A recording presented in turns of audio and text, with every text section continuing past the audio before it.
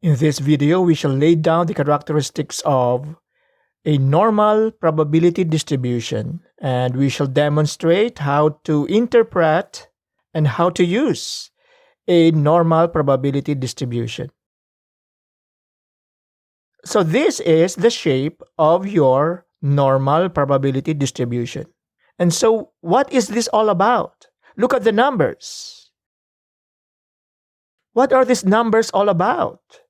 Well, this is a normal probability distribution, and so those numbers have to do with probabilities of outcomes. So what are the characteristics of our normal probability distribution? The total area under the curve is 1. This is also true for probability distributions of discrete variables. We did this for the experiment of throwing a die. And this is the probability distribution in tabular form. If you were to add the sum of all these probabilities of each outcomes, the sum is actually equal to 1. 1 over 6 plus 1 over 6 plus 1 over 6, so on and so forth. It's equal to 1. It's the same with this one. This one is the probability distribution of the sum that appears when we throw 2 dice. If we were to add all these probabilities, the sum is equal to 1. And so these numbers here tell you the probability of outcomes. And if you were to add all those probabilities, the sum is equal to 1. The curve is symmetric about the vertical axis, which passes through the peak. So that is the peak of our curve, and it also passes through our mean. So again, when you say symmetric about the vertical axis, the curve is symmetric.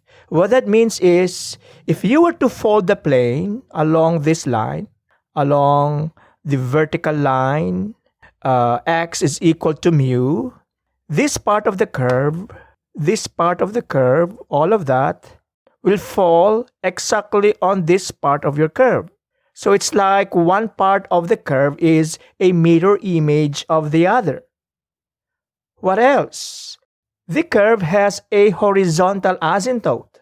The horizontal axis is actually the horizontal asymptote. And you know what horizontal asymptotes are. You studied rational functions way back in grade 11. So this line here is the horizontal asymptote. That means our curve actually goes on to negative infinity on this part, and this part of our curve goes on to positive infinity.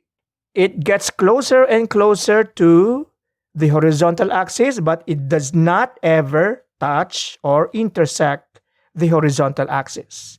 That is our understanding of a horizontal asymptote. What else? The mean is also the median and the mode. Well, that is the ideal normal probability distribution. The mean is equal to the median, is equal to the mode. But in actuality, in the actual physical world, we rarely see random variables that show this ideal situation wherein the mean is equal to the median and is equal to the mode, which is why if you were to go to higher stat, there is such a thing as degrees of normality. So a normal probability distribution can deviate from that ideal normal curve, and the ideal normal curve is when the mean is equal to the median and is equal to the mode. What else? The standard deviation determines the width of the curve. So let's say, for example, these two normal curves are the probability distributions of, let's say, for example, weight. Okay, one is the probability distribution of weight among male students in college, and the other is the probability distribution of weight among women. Larger values of sigma, our symbol for standard deviation, lead to flatter and wider curve. Larger values of the standard deviation also means that the outcomes of your experiment are more dispersed. So the red normal curve would be one that would have a standard deviation that is greater than the standard deviation of the purple normal curve. What else? So these numbers here tell you the probabilities of outcomes, but they also tell you the area of the regions under the curve. So how do we interpret these numbers? Within one standard deviation from the mean, the area under the curve is 68.26% or 0.6826. That is how you interpret it. Within two standard deviations from the mean, okay, so that would be from this part to that part. Within two standard deviations from the mean, the area of the region under the curve is going to be equal to this. The area of this region plus this one plus this one plus this one. And it is equal to 95.44% or 0.9544. Within three standard deviations from the mean, that will be from here to here, the area of the region under the curve is equal to 99.72% or 0.9972. How do we interpret the normal probability distribution? So let us take an example. One continuous random variable that is known to follow a normal probability distribution, and that would be IQ. So this is the general normal curve of a random variable that has a normal probability distribution. So for IQ, okay, we know the mu, or the sample mean, or the world average for IQ. We know it. It's 100. And we also know the standard deviation. It's 15 points. The normal probability distribution for IQ is going to appear something like this. The world average IQ is 100. And the standard deviation is 15. Well, the differences between these intervals, this one is 15. It's like 15 points. This one is positive 15 actually. This one is positive 15. And this one is negative 15. So you can look at 85 as one standard deviation below the mean. And the standard deviation is 15 points. Okay, so how do we interpret the normal probability distribution of IQ? Again, the normal probability distribution of an IQ is telling you the probability of outcomes. So how does it go? So what I can do is, let's say for example, I will choose a person randomly from my Facebook friends. So I'm closing my eyes and I will select one person. Okay, so let's say for example, that person is this one. So the question is this: what is the probability that his IQ, let's call that IQ X, is between 85 and 115? So what do? Well, you look for your probability distribution for IQ, 85 to 115. So what you do is you shade the area of the region under the curve from 85 to 115, and the area of that region is going to be the probability that a randomly chosen person would have an IQ between 85 and 115. And it's equal to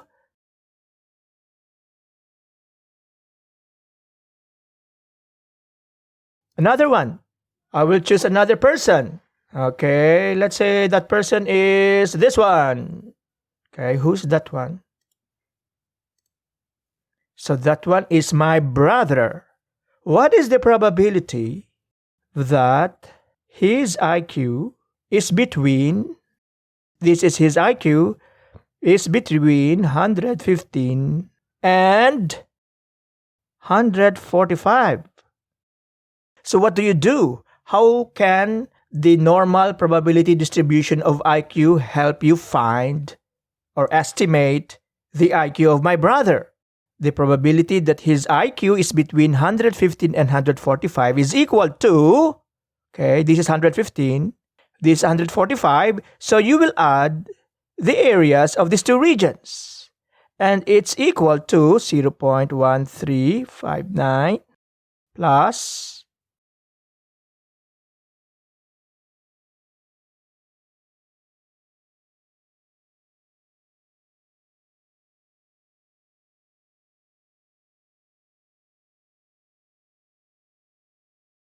it's equal to 0.1573 or 15.73%.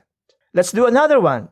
So let's say, for example, I will pick a person randomly from my Facebook friends. Okay, who's that going to be? This one. This one is an athlete. He is Coach Omar Paredes, John Omar Paredes, a triathlete. What is the probability that his IQ is less than 130 points or 130? What is the probability that his IQ is less than 130? What is the probability that his IQ is less than 130? So what is that equal to? So what we do is we get the areas of all these regions, all of this. But you know what? You don't stop here.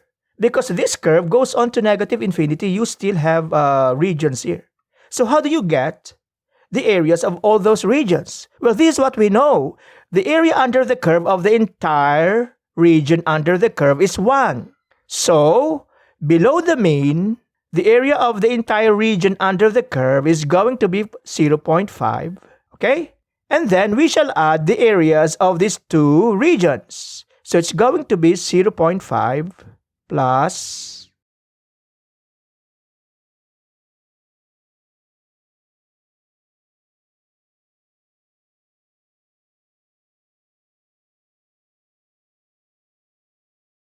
so that's it. It's equal to 0.9772. The probability that my friend would have an IQ that is less than 130 is equal to 97.72% or 0.9772. So that is how you use the normal probability distribution. Now let us compare it with the probability distribution of a discrete random variable. With discrete random variables, this is how we do it. Let's say, for example, what is the probability that in a throw of 2 dice, the sum is going to be 7? So we look at the probability distribution, either in the table or in the probability histogram. So when the sum is 7, the probability that the outcome is going to be 7 is equal to 6 over 36.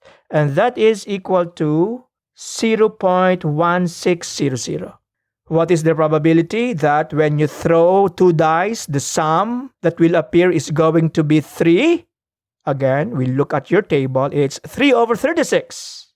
Or from your histogram, it's somewhere close to 0.06. So that is how you use and interpret your probability distribution when your random variable is discrete. Let us now go to normal probability distribution. So let's say, for example, you are interested in knowing the probability that a random person would have an IQ of 115. You don't compute for the probability when the outcome is 115. The normal probability distribution is used for knowing the probabilities that an outcome would appear in a certain interval. Again, I will repeat. You will use the normal probability distribution only to know the probability of an outcome in a certain interval. So let's say, for example, what is the probability that an IQ of a randomly selected person would be between 115 and 130? So we will look at your normal curve. The probability that a randomly selected person would have an IQ between 115 and 130 is 13.59%. So you don't use the normal curve to establish the probability of one outcome. No. It's about knowing the probability that an outcome would occur at a certain interval. So let's say, for example, I am truly curious. What is the probability that a randomly selected person would have an IQ that is 115? You cannot do it that way. The normal curve will not help you if you are looking for a specific outcome. Well, what you can do is you can shorten your interval. Let's say, for example, in the interval 113 to 117. So, what is the probability that an IQ of a randomly selected person would be between 113 and 117? So, what you do is you draw two vertical lines here, and then you shade. Okay, you shade the region under the curve from 113 to 117, and you look for the area of that region. The area of that region is equal to the probability that a randomly selected person would have an IQ between 113 and 117. So what is the area of this region?